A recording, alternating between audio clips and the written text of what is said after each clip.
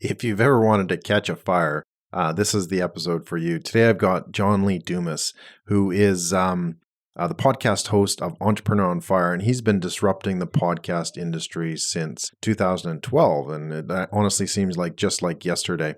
Fascinating guy, knows what he's talking about, knows how to disrupt his industry, knows a lot about personal branding and how to put things together. So fascinating discussion. I know you're going to love this one. Coming up soon, John Lee Dumas. Overwhelmed with online or just wanting to learn more about how you can build a successful business amidst all of the self-appointed gurus, big buzzwords and empty promises? The Breaking Digital podcast by Doyle Bueller tells you exactly what smart entrepreneurs need to know to escape the clutter, get clear of the confusion, and pass the bullshit of building and growing a successful business online.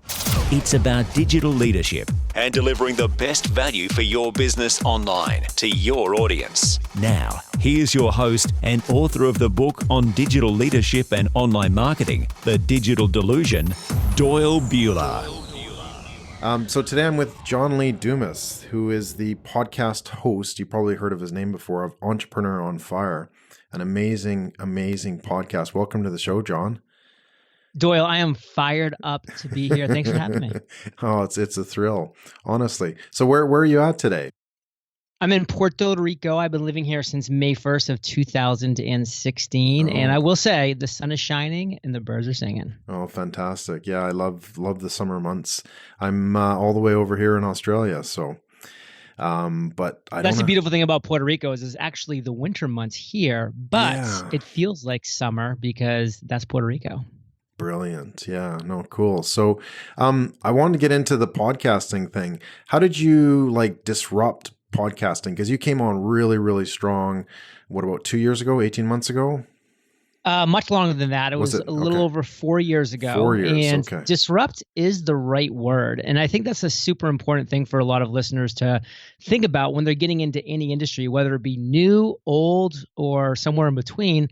Disrupt, do something different, because there's been people that have either been doing it for a long time and they've probably gotten stagnant, or it's a new industry and there's just needs to be some things that need to be tested, some assumptions that need to be proven either true or false. And for me, back in 2012, which is when I launched EO Fire, I knew that as a consumer, as a listener of podcasts, that I wanted a daily show. I wanted a daily show that was interviewing the world's most successful and inspiring entrepreneurs. And Doyle, it did not exist. I looked for it. I'm like, where's the show? I can't find the show.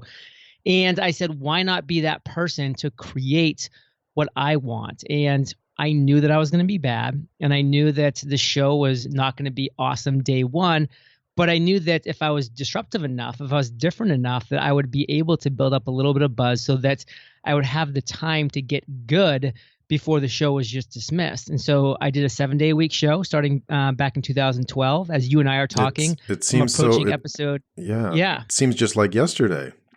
Well, I'm approaching episode 1600 now, wow, which is insane for me to think about, but it's been a blast. Yeah, no, for sure. So when you say disrupt something, what are you asking them to do? Just kind of shake things up, or, well, obviously you had a bit of a strategy. Maybe you could kind of walk us through what you saw and what you felt you should be doing.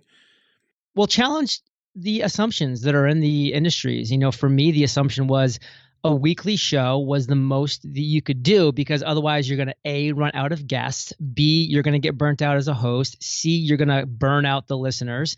And all those assumptions were frankly completely wrong. And in fact, they were just completely backwards in a lot of ways. And that's what I set out to disrupt. So think of the things that people just assume about an industry for no good reason. And believe me, no assumptions are good. Always test every single assumption and really just put the pedal to the metal. And so for me, it was, listen, I know that I have to do something different, or I'm just going to blend in and basically disappear because I'm just going to be like everybody else doing this weekly show. Why not do something completely different, completely out of left field, and just see what happens? And guess what, Doyle? If I'd failed back in 2012, no big deal. I would have tried something else, but I tried something crazy. I hit a home run doing it, and now I've been crushing it ever since. Of course, tons of failures, mistakes, and stumbles in the last four plus years as well, but a lot of big wins too. And that's what the focus is. It sounds like you scared yourself into keeping going and not stopping to sort of disrupt what everybody else was doing, and then kind of moving forward from there. Well, I had no other alternative because I was going to fail if I did what everybody else was doing, because there were people that were doing that were actually good as podcast hosts, as interviewers, and I wasn't. So why am I going to play their game? I'm going to make up my own game with my own rules. And guess what? From day one, I was the best daily podcast interviewing entrepreneurs. I was also the worst. I was also the only. I made my own game. I made my own rules. I'm not sure if this movie made it over to Australia, but it's a pretty corny movie called Basketball, where there was just these bums. You know, they weren't going to make the NBA or the NFL, so they made up a game. And guess what? They were the best in the world at it. Yeah, no, for sure. So advance to today, how can podcasters, how can, digital media, all that kind of space, how can you disrupt it now? Like what, you had a plan, you said, I'm going to test all these assumptions. What can they do now? Listen, it's all about niching down until you're the only person in that space, or that your competition just is so lax that you can just dominate it from day one. And that's what I see people try to do incorrectly nowadays, is they try to serve everybody everything. They try to resonate with everybody. And because of that, they resonate with nobody, because they're just one of a million people screaming into the wind, and nobody's going to pay attention. Nobody's going to care. But if you're willing from day one to say, you know what, I am only going to serve dentists in this zip code, and I am going to crush it for them. Guess what?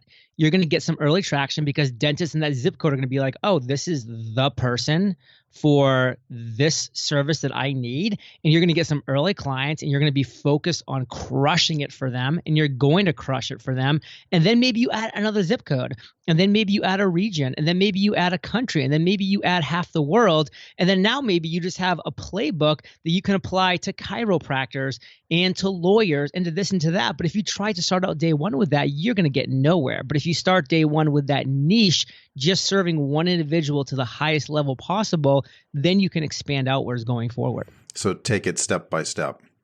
Step by step. There's no other way to do it. Yeah, no, for sure. That sounds like a brilliant strategy. And I think a lot of people are missing that, a lot of entrepreneurs, because they think, well, I need to sort of appeal to everybody.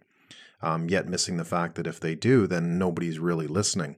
Are there any other? Yeah, nobody. Are there any other tips to sort of say, hey, how do you actually compete amongst this clutter of podcasts are growing and content and blogs? Again, you don't try to compete. You just don't try to compete. You just identify an underserved niche and you go and dominate that area. If you try to compete with Entrepreneur on Fire by launching a daily podcast, people are going to say, well, why would I listen to your daily show when it's the exact same thing as Entrepreneur on Fire? But John's been doing this for almost 5 years, so he's obviously a better host than I am day one, and he probably has better guests, and he probably has better systems, and he probably has better this and that. Why do you want to go head to head with me? Why not instead find something that I'm not doing and other people aren't doing that you can really get a toehold in, and start the process there? It's not going to happen overnight. Have patience. It's taken me 5 years to get to where I am now. I had the idea back in mid 2012. Here we are in early 2017, almost 5 years later. Like, it takes time, it takes patience, but now I'm a multi-million-dollar a year business, net profit, so it's worth it. Yeah, no, that's fascinating. So I'm making notes here, John. So what areas did you say you're missing right now? So many. The only area that I'm doing is the daily show, interviewing successful entrepreneurs. I'm not doing anything else. So whatever it is that you want to do, as long as you're not starting there, then you're going to build traction. And by the way, I'm not saying you can't build to where now you are going to be this daily show interviewing entrepreneurs. You just can't do it day one. You just have to build a process the step-by-step way foundationally. Yeah, no, for sure. So beyond that, like, what other issues do you think are like, we obviously use digital media and that sort of thing. What are the big issues facing entrepreneurs in this digital space outside of podcasts, like from what you see and what you do as well? Well, there's also just so many things that are coming that never existed even 6 months ago. And by that, we can go over the quick history of Meerkat. Everybody's like, oh, wow, like you can have live video and do some cool things. And that was really disruptive. But then guess what?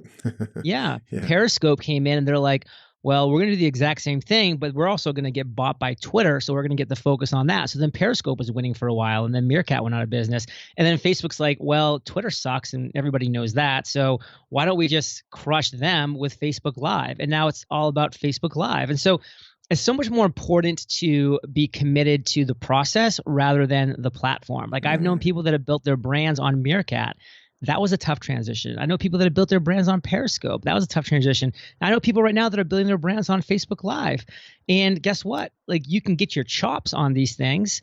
But the reality is you don't want to just pigeonhole yourself into one platform when we live in a world that's changing so quickly. So I just like to build the personal brand, build the individual, work on all of these platforms so that when the next thing comes, you can make that shift. Like for instance, for a long time, I was just crushing Snapchat, and Snapchat's still a great platform for me. But guess what? When Instagram stories came out, I was immediately able to be good with Instagram stories from day one because of all the work that I put in over the years with Snapchat. So I was able to make that quick transition. And so where everybody was trying to figure out, oh, this Instagram stories things is cool. Let me test it out and let me see how you actually do a 10-second video blurb that makes sense and draws people in and tells a story. I had already figured it out because of Snapchat. So I was able day one to build a great Instagram stories followership and real theme because I knew how to utilize the overall service and I wasn't just focused on the platform. Yeah, no, for sure. That's a good point. Where do you see things going next? Like Facebook Live, Instagram Live, that's kind of where we are at now. You know, what do you see is coming next? Like an integration of platforms and into sort of developing these processes as well? What do you see coming? I think live video is going to be big for a significant time frame. I mean, people just really love and dig being in the moment with people and authority and influencers that they know, like, and trust. So that's going to be real for a long time. VR is down the road, virtual reality, that's going to happen. It's still a ways out. We're still not there yet, but it's going to happen eventually. Then that'll kind of probably be the big thing for a while. And, we'll just kind of see where it goes. But I think the most important thing for all of us is just to keep our finger on the pulse, see what's coming out, test these new things, just discard the ones that you just don't resonate with because all you have is time. So don't waste your time on those things and drive forward. Yeah. And don't get too attached to something because it's going to change. Right. Change is inevitable. But know that you're practicing your craft on Yes. that. So again, even all that time that I spent on Periscope was incredibly valuable, even though I don't use it at all anymore. Now that I do Facebook Lives, I just transferred those skills. Yeah, exactly. That's the whole thing about process is that it allows you that ability to do that without worrying about the actual platform. I think of maybe a final question here, John. I know you've got obviously a lot of production of what you do, but a lot of what we've seen in the news and media and podcasts is a lot of your personal brand as well. Can you maybe walk us through what's really important for personal branding for you as an individual? Because you are your name, you are your brand. And do you feel that you could have had the same level of success with just a podcast kind of thing or just a company or something like that? So basically what I'll say about personal brand is stand for something. Stand for something that it can be polarizing. And don't worry about that because, again, you're not trying to make everybody your best friends, your fans, your followers. I don't hate the fact when I get emails from people being like, John, like, I don't really love your message. And I'm like, good, because if you don't love it, there's other people on the other side of the spectrum that are obsessed with it. And that's what I'm going for. I don't want to be plain vanilla. I want to be, either, super sweet for people that they just love me or super sour for some people. So they're just, going in other directions because I'm not trying to serve everybody. So stand for something that matters and just continue to, again, don't focus on the platform that you're delivering, but just the message that you're trying to form around you, yourself, and your brands. Oh, that's fascinating. Yeah, be super sour. Yeah. Be okay to disrupt, I guess. If you're listening to me thoughts. right now and you're just like, I don't dig this guy's vibe, I get it. Guess what? There's a lot of great people out there whose vibe you might dig. Go find them. And if people do dig my vibe, come check me out at eofire.com. I have free courses for you and funnels and podcasting and webinars. And we offer a lot of great stuff, but it's my vibe, it's my energy. Take it or leave it. Yeah, exactly. Yeah. So on that note, you actually have two, the Freedom Journal and the Mastery Journal as well. So these are tools that you say, hey, this can kind of connect with you. Those are, can you just explain those quickly? Yeah, real quick. I mean, the Freedom Journal was a passion project of mine last year where I knew that people struggled accomplishing goals. So I created this gorgeous golden boss hardcover journal that guides you in accomplishing your number one goal in 100 days. We sold over 19,000 to Wow. date. We became the 6th most funded publishing campaign of all time on Kickstarter. It's just been a phenomenal success, and it's really changing people's lives. And that led me this year to create the Mastery Journal because I saw that a lot of people were struggling intraday with productivity, with discipline, and with focus. So I've created this journal that will guide you in mastering these 3 skills. You'll become a master of productivity, a master of discipline, and a master of focus in 100 days. And if you want to check either of them out, we have links over at eofire.com, but direct links as well, thefreedomjournal.com or themasteryjournal.com. Yeah, perfect. And I've helped the crowdfunding campaign as well for the Thank Mastery you. Journal. So looking forward to getting my copy. Yes. It's been a fascinating discussion. I know a little bit quick, but I know how busy you are. So I really, really appreciate that.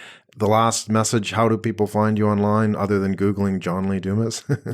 That'll work. But again, all the magic for us is eofire.com. That's our headquarters. That's where all it happens. Perfect. Well, thank you so much, John. Really appreciate your time. Thanks, Doyle. All right. Take care. Thank you very much for listening to Breaking Digital, the podcast for smart entrepreneurs wanting to become true digital leaders in their industry and to own online. If you have any comments on the program, please feel free to connect on Twitter at Doyle Bueller with the hashtag #OwnOnline. I would really appreciate it if you could share this podcast with your network, as I'm sure they will get some value from it for building their successful business online as well. You can find the resources that we talked about, as well as the transcript and full podcast for download on thedigitaldelusion.com/podcast or on iTunes or on SoundCloud. I'm Doyle Bueller, and I will see you online. Thank you for listening to Breaking Digital with Doyle Bueller. While he goes and makes a sandwich, you can find all of the notes, links, and details on this podcast by visiting thedigitaldelusion.com/podcast. Go on and click that now. www.thedigitaldelusion.com/podcast. I'll definitely click that. If you'd like a free copy of the book, The Digital Delusion, How to Overcome the Misguidance and Misinformation Online, just send an email to doyle@thedigitaldelusion.com. See you online.